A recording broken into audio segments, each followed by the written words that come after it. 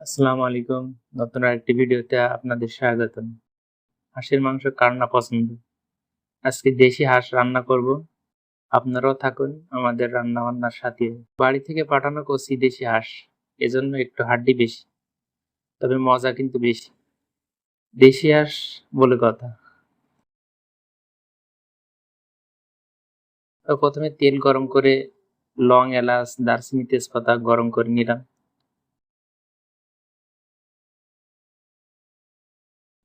এবার যোগ করলাম পেঁয়াজ।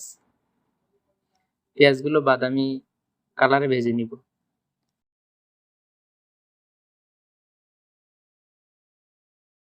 এবার যে যোগ করব আদা ও রসুন পেস্ট।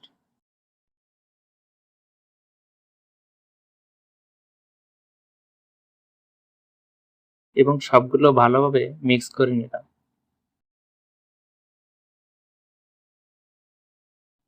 এবং যোগ করে দিলাম স্বাদমতো লবণ। সাথে যোগ করলাম হলুদ গুঁড়া। দিয়ে দেব কাঁচামরিচ। শুকনো মরিচ আমার খেতে সমস্যা হয়, তাই সামান্য মরিচ গুঁড়া দিলাম কালার ঠিক রাখার জন্য।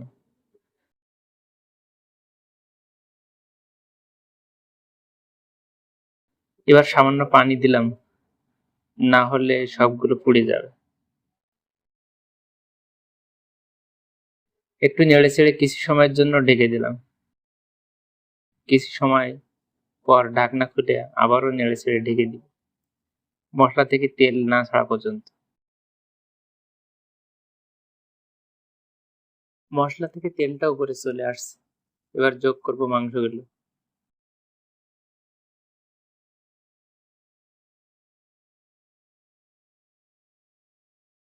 এবার মাংসগুলো ভালো করে মশলার সাথে মিশাবো, যাতে সব মশলা যেন মাংসের সাথে মিশতে পারে।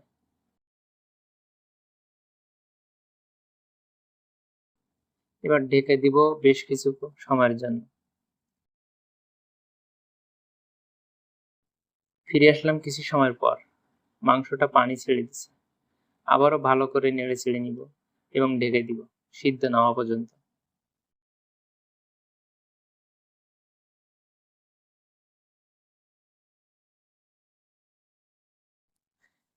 আমার মাংস সিদ্ধ হয়ে গেছে। এবার পানি যোগ করতে হবে। তার আগে আমি একটু খেয়ে নিই। এরকম কষানো মাংস আমার আবার খুব পছন্দ। দেখা যায় অর্ধেক মাংস রান্নার আগেই শেষ হয়ে গেছে। তো পানি দিয়ে ঢেকে দিলাম।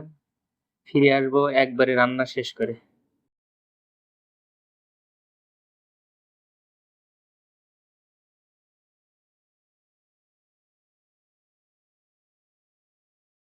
ফিরে আসলাম, কিন্তু দুঃখের বিষয় কারেন্ট চলে গেছে। পর্যাপ্ত আলোর অভাবে কেমন দেখাচ্ছে দেখেন।